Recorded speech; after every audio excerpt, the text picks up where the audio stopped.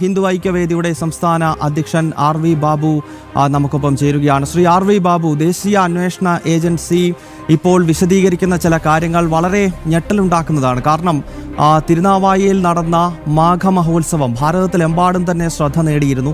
കേരളത്തിൻ്റെ കുംഭമേള എന്ന് നാം വിശേഷിപ്പിച്ച ആ സന്യാസി സമ്മേളനം, അതിനെയും ഭീകരശക്തികൾ ലക്ഷ്യമിട്ടിരുന്നുവെന്നും മലപ്പുറത്ത് നിന്നും അടുത്ത കാലത്ത് പിടികൂടിയ സ്ഫോടക വസ്തുക്കൾ അവിടേക്ക് എത്തിച്ചതാണ് എന്ന സംബന്ധിച്ചൊരു നിഗമനത്തിലേക്ക് NIA എത്തുന്നതായി മനസ്സിലാക്കാൻ സാധിക്കുന്നുണ്ട്.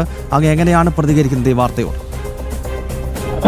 ഈ വിഷയം NIAയുടെ നിഗമനം തെറ്റാവാൻ സാധ്യതയില്ല എന്നാണ് എനിക്ക് തോന്നുന്നത്. കാരണം തീവ്രവാദ വിഭാഗങ്ങൾ, പ്രത്യേകിച്ച് നമുക്കറിയാം കുറച്ച് വർഷങ്ങൾക്ക് മുൻപാണ് അഫ്ഗാനിസ്ഥാനിൽ നിന്ന് ഒരു അബ്ദുള്ള എന്ന് പറയുന്ന ഒരാള്, അയാള് ഒരു ഓഡിയോ മെസ്സേജ് അയച്ചതും അത് നമ്മുടെ നാട്ടിൽ ചർച്ചയാവുകയും ചെയ്തു. അയാൾ പറഞ്ഞത് കേരളത്തിൽ ആളുകൾ കൂടുന്ന തൃശൂർ പൂരം പോലെ വലിയ ജനക്കൂട്ടം തടിച്ചു കൂടുന്ന ഇടങ്ങളിലേക്ക് വലിയ തോതിൽ സ്ഫോടനങ്ങൾ നടത്തിയോ വണ്ടി ഇടിച്ചു കയറ്റുകയോ അതേപോലെ നടത്തിക്കൊണ്ട് കൂട്ടക്കൊലകൾ നടത്തണം എന്ന് പറഞ്ഞിട്ടുള്ള ഒരു ഓഡിയോ മെസ്സേജ്, അത് നമ്മൾ അന്ന് ചർച്ച ചെയ്ത കാര്യമാണ്.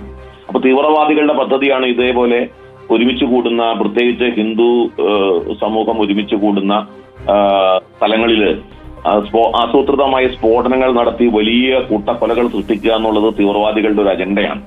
അപ്പോ തീർച്ചയായും മലപ്പുറത്ത് നിന്ന് പിടിക്കപ്പെട്ട അത് ആയിരക്കണക്കിന് ഡിറ്റണേറ്ററുകള്, ആയിരക്കണക്കിന് സ്ഫോടക വസ്തുക്കള് എന്തിനു വേണ്ടിയാണ് അത് കൊണ്ടുവന്നത് എന്നുള്ളത് ഇതുവരെ വ്യക്തമല്ല.